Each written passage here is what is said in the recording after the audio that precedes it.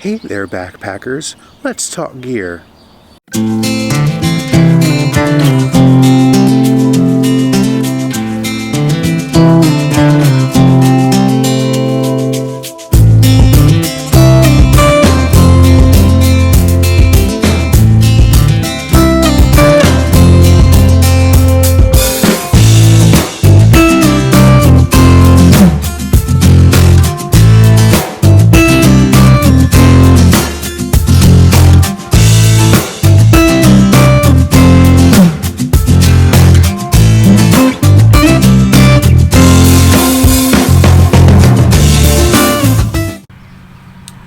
Hey there, YouTubers. Gonna do a little series here on a couple videos about backpacking gear, talking about the differences between different types of gear and some of my favorite pieces of gear.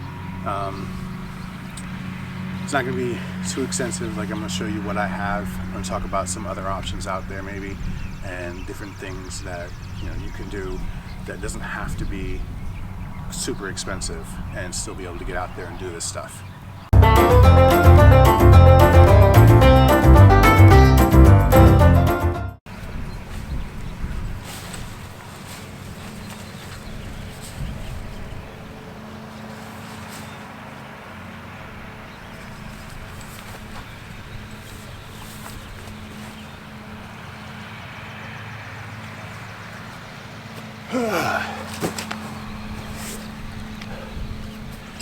That was hard. So here we go. These are the two tents set up. Alright. So now this is a one-person tent, TP style. I think it's by 6 Moons Designs, Lunar Solo. This one is a pretty good tent here. I'll take you guys with me. Alright. So this one here, like I said, this is a 6 Moons Design, Lunar Solo. This one here is a one-person tent. So small amount of vestibule space, not very big. The interior of the tent is fairly small. It's just one person, so you only have a lot of headroom. I'm kind of tall. I'm 6'2", so being my height and my size and everything, it works. It's comfortable for one person. It works out all right. But the problems with single wall construction is, if you know anything about tents and stuff, that this here gets condensation on it. If it gets a little too warm out or just after it rains or whatever, you get some condensation build up on the inside, and so you can end up being wet in here. It's a pretty good tent though, very light. It ends up being like 1.5 pounds, which if you're an ultralight person going by yourself and everything, 1.5 pounds could be exactly what you're looking for. Whereas this one here, this is a North Face Stormbreak 2. This one here is a 2-person tent, and as you can see, it has a large vestibule out here for you to put things outside, and it's on both sides. Both sides have the large vestibule going on, so both people can get out in and out on either side and have plenty of space to store their gear outside the tent.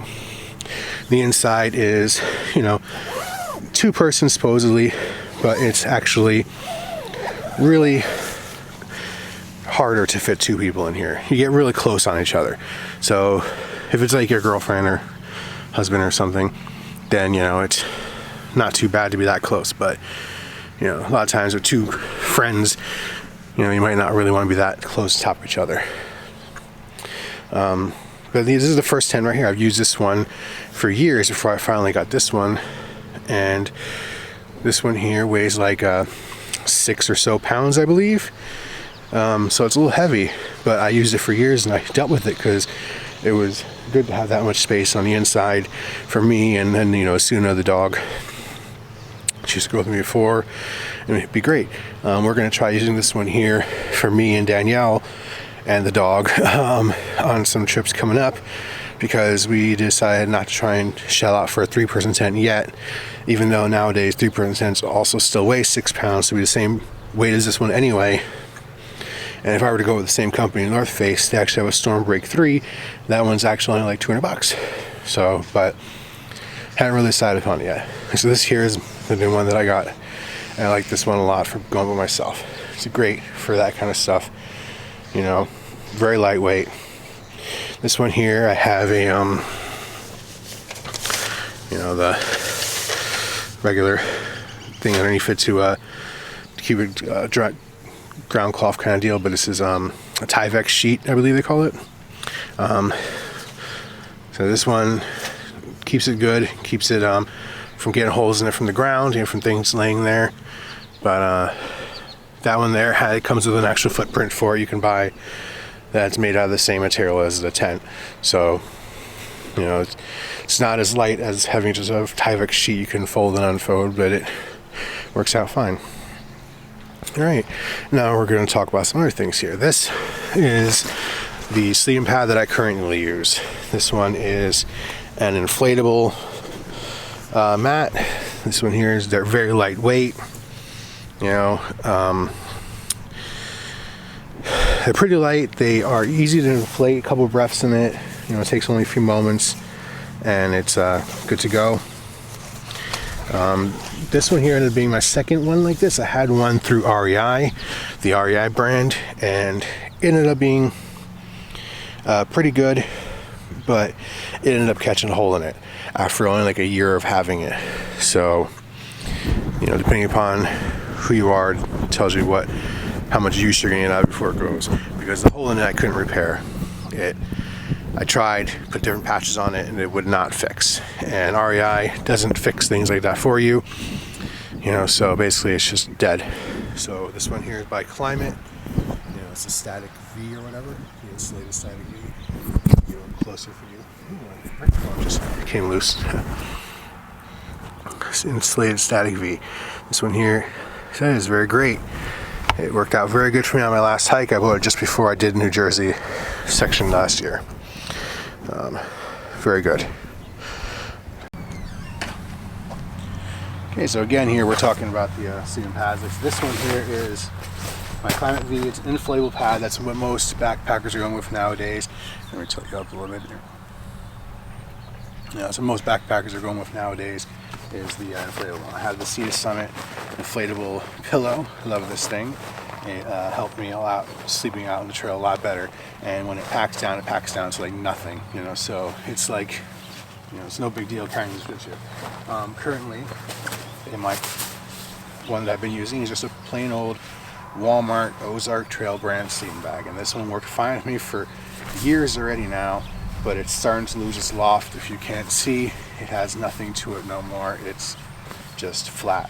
So this is not keeping me any kind of warm at all anymore, so it's time to replace it. It'll be fine for like summer trips and things, but when it comes to like getting colder in fall and stuff, or like right now for some reason it's supposed to be spring, but it's cold as heck out here.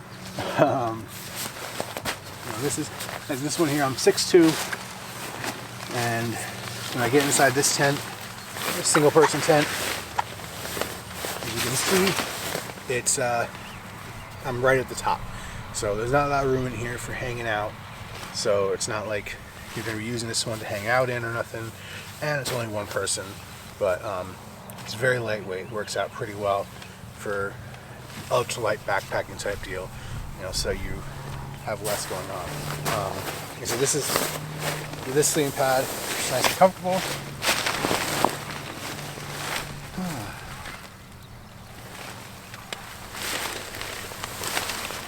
It's very enjoyable. Trekking pole, you used to set it up so you don't have to carry tent poles.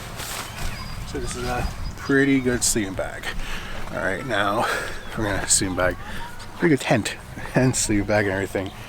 All right, now this one here, this is my 2-person tent. Now, right now I have inside here this thing. This is my winter sleeping bag. As you can see, it's giant. It is thick as heck. This thing is really hard to carry on trips. It's not really meant for backpacking, but if you have a large pack, like I have a 70-liter Osprey Aether, it fits in there and it's okay. I just, you know, because my trips are usually just a night or two when I go during the winter. I just like sleeping out in the snow sometimes. It's kind of calming. So this is for that. And you're not going to want to carry this a lot. Most people try and find something a little better. So this one here just ended up being a 0-degree bag that was a decent price point for me. And it worked out pretty well. This is the, I believe you can see the company name of this one is the Teton. All right, that is a name people out there you might heard of before. They do make a lot of good backpacks, a lot of good stuff. Just this particular bag is very warm, but it's not really meant for backpacking. But if you can manage it like I can, you know, being an ogre, I can carry it. It's good to have when it gets really chilly out. But then in here you can see, now we have, bring you closer, in here we have the two types of other types of materials for sleeping on. This one here is a regular closed foam cell pad. These are not very comfortable, but they are easy to pack up and take with you in places. You don't have to worry about them being on the outside of your pack and getting wet because it doesn't really matter. They don't really soak up water, and you see they're still very popular on the trail, even being uncomfortable. Those inflatable ones are just as light, just as easy to pack because they fold down really small. You put them inside the bag, but they can get holes, and once it gets a hole, it's useless to you. The R rating of it goes away, and it becomes just a nothing. Like it's just a crap. You just throw it out right immediately, pretty much. But this here will keep its R rating, which is not very high. But if you go in the winter, like I do sometimes, I usually bring the closed foam pad along with this one here. This is the self-inflating pad. Self-inflating pads are basically on the inside there is a piece of memory foam, so when you open up the valve on it, because you have to crush it down to get it to fit in places. They're also really large too. They won't fit inside your bag.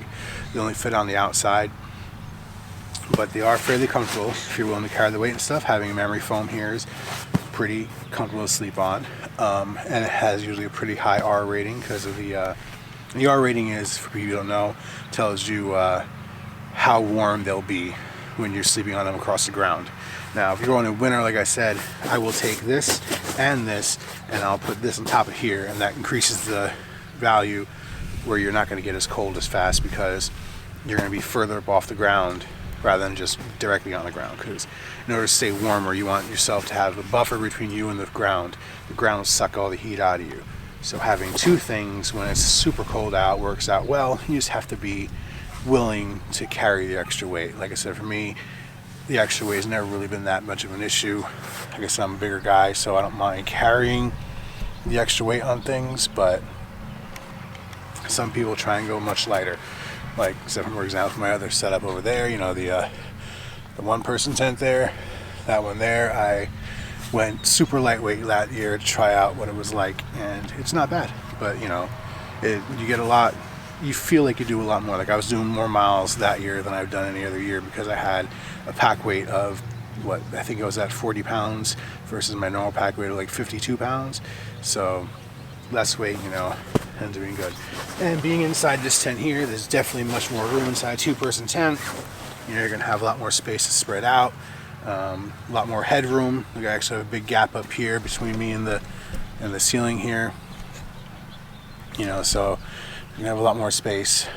See, we got here, big gap here. You have more space when you're inside a two-person tent. That's why I carried this one for so many years, because I liked having the space inside of it. You know, so I can come in here, because if it rains or something, you're gonna want to put, you know, yourself inside a tent and just, you know, chill out for a little while. You don't necessarily want to be sitting out at your campsite, walking around, getting soaking wet. You know, you want to kind of have a home to say, you know. And with this one here, having the big vestibules and stuff, there's a lot of space to keep your stuff outside and then carry in here all the wet stuff. That one there has a very small vestibule, and it's not all the way really low, so the chance of it getting wet still, even with the vestibule being opened up properly. So, but you know, like this one here, we're probably gonna use this one when we go out on our hikes with me and Danny for overnights. And it's going to be a little cramped because even though it's two-person isn't really that much space. You know, you really want, if you're going to have two people, you kind of want to have a 2+ version of tents, which is just a slightly bit more space, and that's really good. Or just go out and get 3-person, because 2-person, 3-person tents aren't that much of a weight difference. The price is different is the problem. So if you're trying to be budget conscious, you know, you want to get something you know, to be light and cheap, and everything. It ends up being a little hard to do that kind of stuff. Whereas like the company North Face, you know, this is not very very big brand out there for backpacking, even though they do make a lot of really good gear for backpacking, because of the fact that most of their stuff is kind of expensive. But their tents are actually not that expensive, and they do work very well.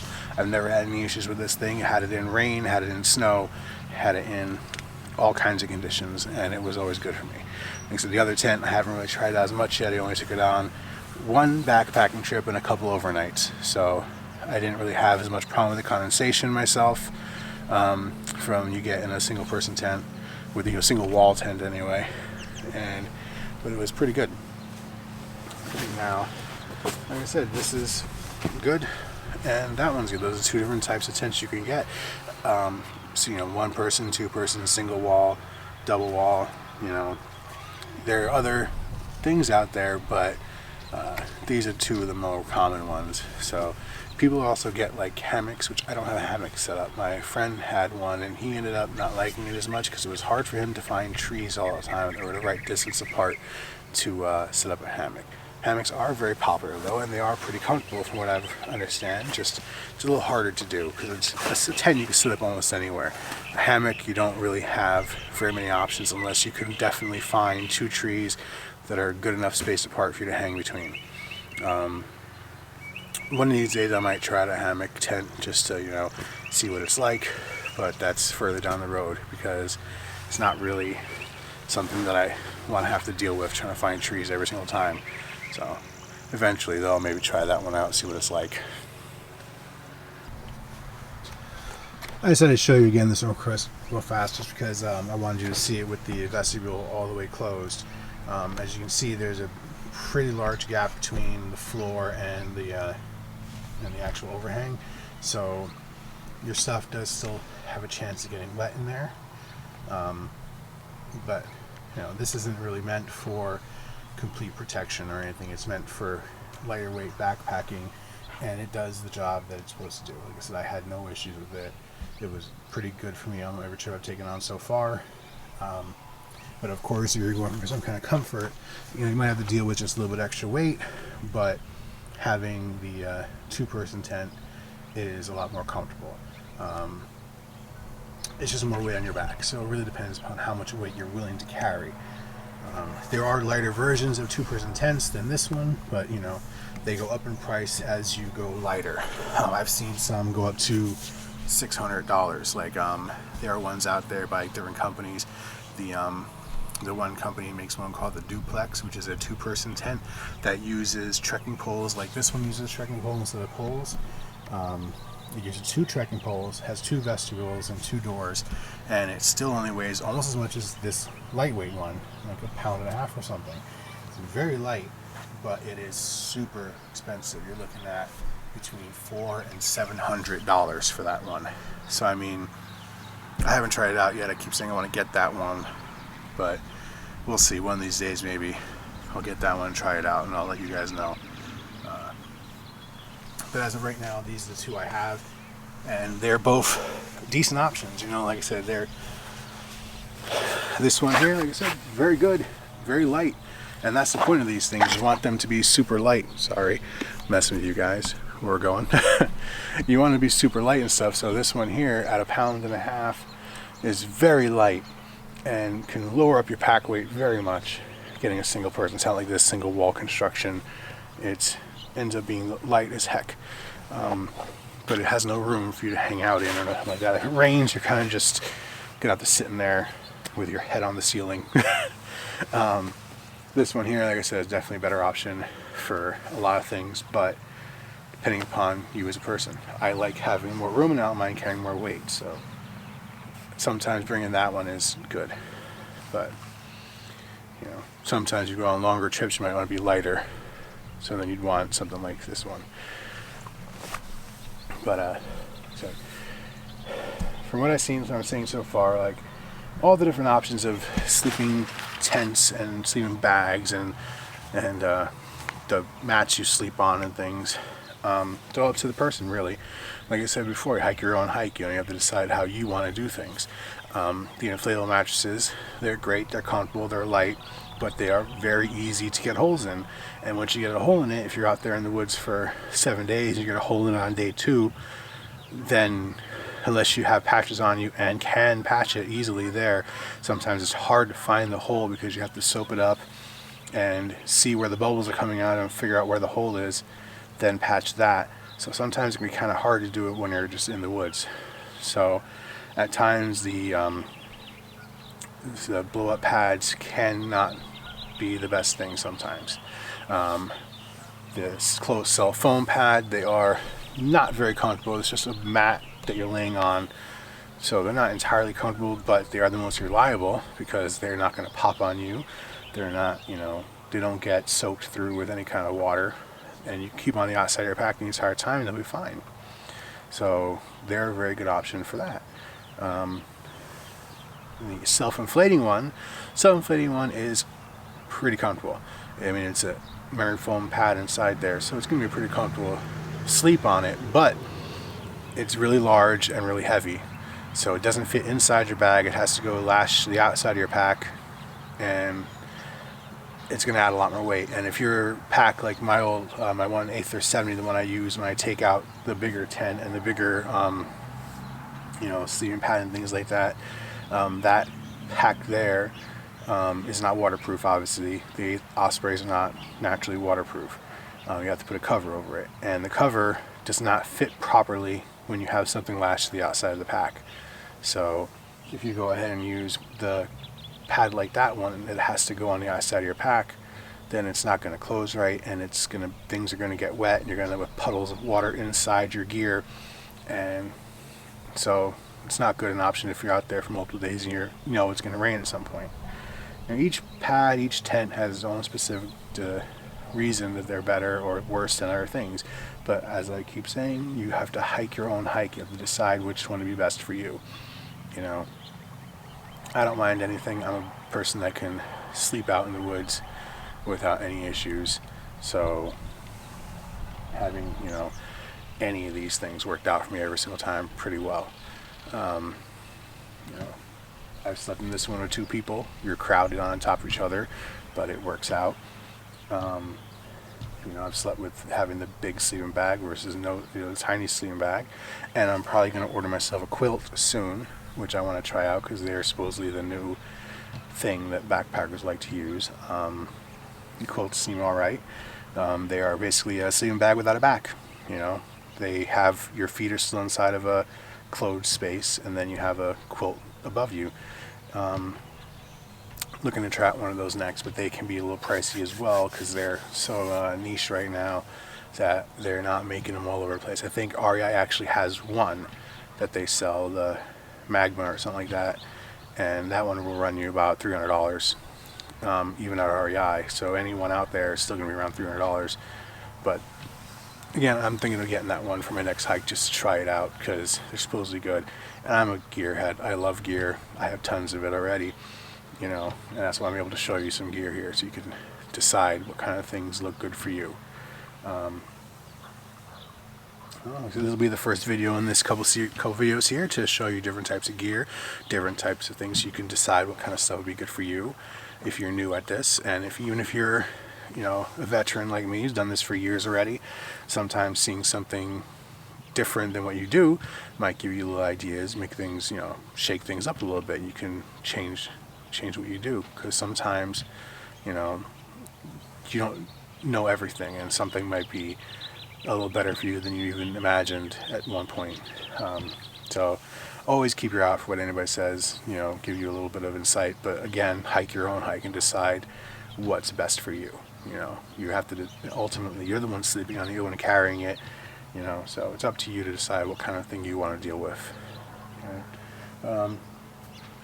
That concludes this one video here. Thank you for watching. Please remember to like and subscribe on these videos. It shows us people are watching, and that we keep doing it. I know everybody's kind of quarantined right now for the most part, so we're kind of stuck out here not being able to do as much as we'd like to. Like for right now, I'm inside of a backyard right now, just to do this. But I'm hoping to be able to get out and do some camping soon, because the rules have lightened up a little bit with the way they handle some things. So camping has become more of an option again now, and I'm definitely looking to get back out there real soon. I miss being out there.